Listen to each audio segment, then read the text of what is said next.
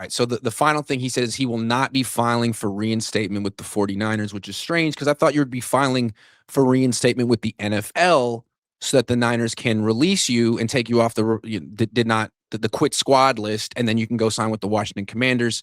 So this thing, it's like at first it's like, okay, Ayuk's taking some professional steps to get back in the league, and then he says he's committed to getting back in the league, but he won't be filing for reinstatement. It's like, what? What are you talking about? How do you interpret that?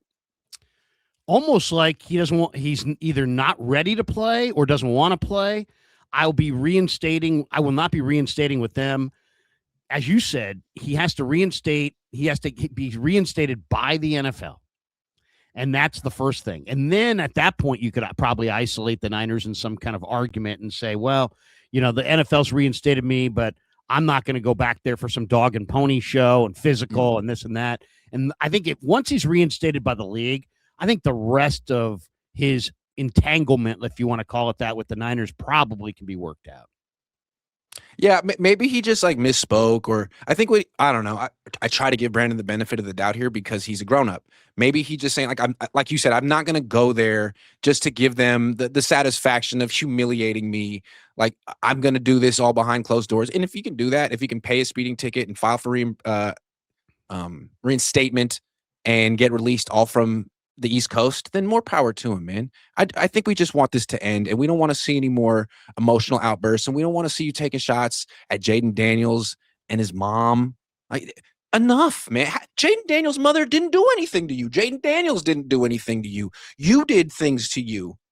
And it's time to undo them. And I guess today was a step in the right direction. I'd like to think it was, because I don't think any of us want to see him have like a legit mental health crisis and throw his life away. No one wants to see that. I don't think the Niners want to see that.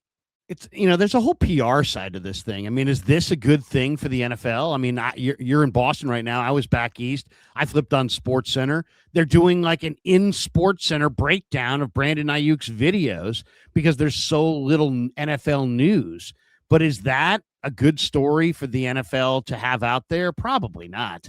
Right. No. It's kind of a negative story. It's about the discontent of a player with a team. And it may attract eyeballs, but it doesn't make the NFL look good or make the 49ers look good or Aiyuk look good or anybody associated. Everybody looks bad here. So I think it's in their interest to try to make this go away. But the question is this: how does it go away? Because the 49ers do own his rights, and they don't have to. There's a September bonus date. Can they hold him right to that September bonus date? It seems like if there's any deadline, that might be their deadline. Otherwise, what is the league going to get involved and broker some kind of trade between the two teams? And has there been tampering? We didn't even get to the whole Jayden Daniels thing, but people have told me, Krug, I feel like it's like my younger kids, Dad, this was you responded wrong on this and that. You fell for it.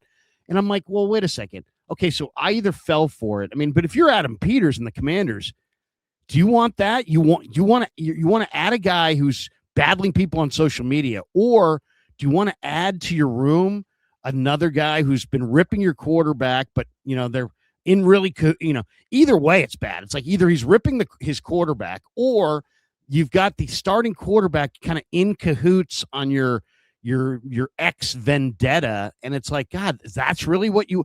I don't think Mike Evans and Brock Purdy are working on any kind of long frame X vendetta. They're working on the field trying to get ready for the season.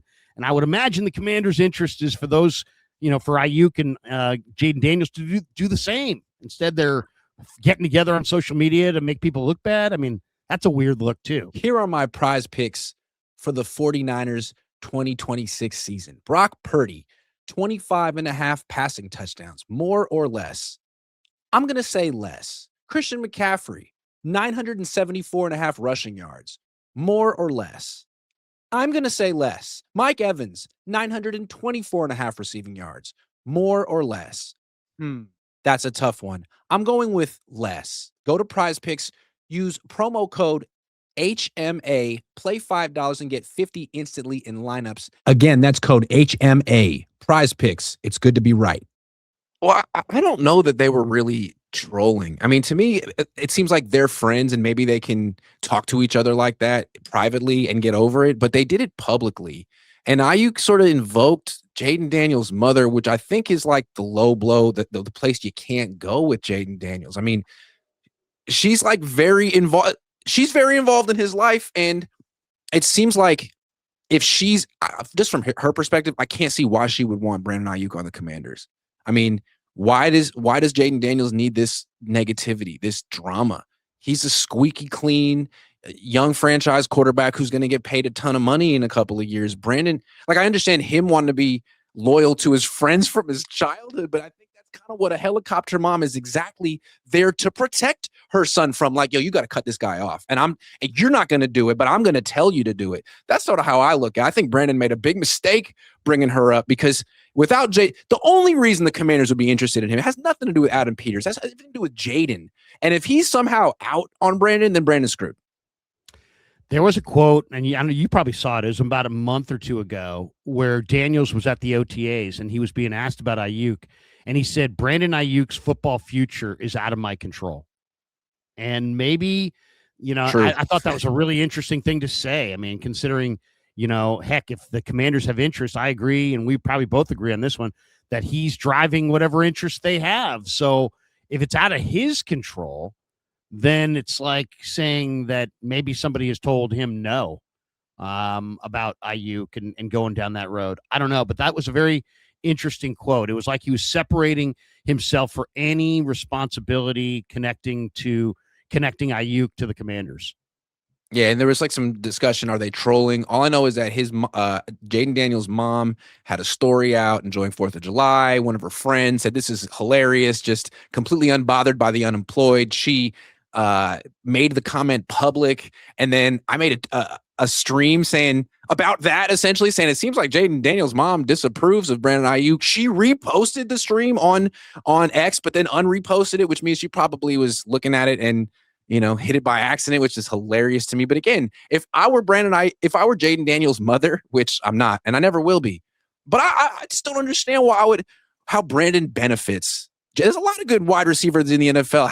Why do you need Brandon and his victim mentality and his never-ending list of grievances? Because Jayden's going to end up on it. He already is on it. No, can't have him. And Jayden's loyal maybe to his friend to some degree, but you know what? Business is business. And if you're the Commanders and you could have Stephon Diggs, who went to Maryland and is almost begging to play in the district, or Aiyuk coming off of a devastating injury, which do you want? I'll take the guy who was really good last year in the playoffs over a guy who may never ever reach the top level that he saw pre-injury. So I don't know, man. It seems like weird for Aiyuk to be in any way, aggressive towards the Commanders, and it came across as aggressive. Now they could be playing a big game on all of us, and it's like there are people. Was it Benjamin Albright who's like, he's joking with all you guys. He's making, it's like, okay, but I mean, it's like, to what end? I mean, you're not getting us back. It's like what, So what we did a video on something that we find out in the future is wasn't worthy of doing a video on. Okay, I mean nobody's really losing there that I can tell. Best guess, and then we'll move on. This is wildly irresponsible speculation, but okay, they void the guarantees. He comes back and tries to show that he's healthy. He tries to show it before every practice. Who do you think ultimately decided not to give him the guarantees back? Was it Kyle? You think Kyle's like, I don't care, man. I don't care what he does, what he says. He's dead to us. We're moving on. Or do you think this was more of a business decision? You think Kyle's like, hey, I know you guys don't like Brandon. I know you guys don't, but he's healthy. What should we do? And they're like, no, we're not paying him another cent. I don't give a damn if he can run 28 miles an hour and stop on a dime. What do you think? It's a great question. I think Kyle is largely responsible for a lot of the buying. But as far as the selling I think it has a lot to do with the business guys. To me, Parag Marate's whole sole purpose with the 49ers, he doesn't play football. He doesn't know football. I mean, he knows football on some level, but he doesn't know football like a coach or an executive. He's there to protect the York's financial interests. That's what he's there for. That's why he's got a hand in everything. That's why he's invaluable to them, because he's there to protect their financial interests. And separating from Aiyuk, even if it's about the fine print in the contract, I think is done above Kyle and John. I think that's a business person. That's a bean counter. It may be Parag. It may be another person in the business side, but I think it was a business decision. This is why Niner fans should be interested in this story and maybe a little concerned, because I think, to me, one of the best features of the Kyle Shanahan, John Lynch era, which has been going on for so long, is that for most of it, Parag and Jed stayed out of the way, to the point where Parag had to go get a side project, which became his main project with Leeds United. This was a football operation run by football people, and if Kyle Shanahan said, we're giving Trent Williams an extension, God damn it, they were giving Trent Williams an extension. But I feel like that all culminated with the Brandon Aiyuk extension, and once that fell apart, I feel like it's been like the revenge of the bean counters, and I think that's what Niner fans really don't want. You remember the years where Parag had final say, where Jed had final say. That was really not what the John Lynch, Kyle Shanahan era was about. But I have a suspicion that since 2024 happened, Kyle's been neutered a bit, and maybe he got back some goodwill with that, really good season last year. But that's what I think. I think this is a Parag production, which isn't great. I mean, neutered is a strong word, because I still think Kyle has really, that's a strong word, the final say on so many things. But I think maybe they just took one testicle, not two. I'm sorry, that was graphic. I think it was over. I think it's they took this decision out of his hands. I mean, think about it this way: what is a coach in any sport? He's a middle manager, and it's a middle manager that has to get the players to buy in, but still has to be satisfied with the ownership. And I just think that, yes, he's a middle manager. They took this decision out of his hands. So now he's got, hey, man, it's an organizational thing. I wash my hands of it. I just coach. I'm just the coach. I work here, man. I work here. They gave me to Marcus Robinson. I thought I'd play out Marcus Robinson.